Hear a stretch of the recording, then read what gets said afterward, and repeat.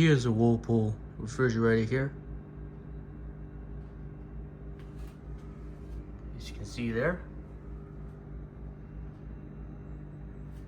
Just opened up.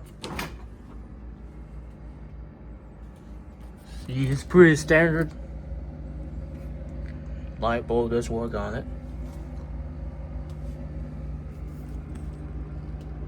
You zoom in on that.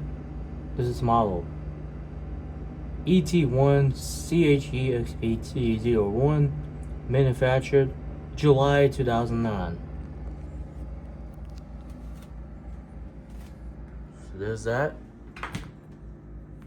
It's the freezer.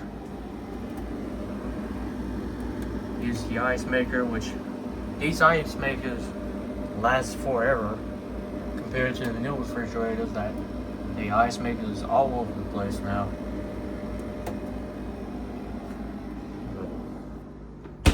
Well, that's pretty much about it for this.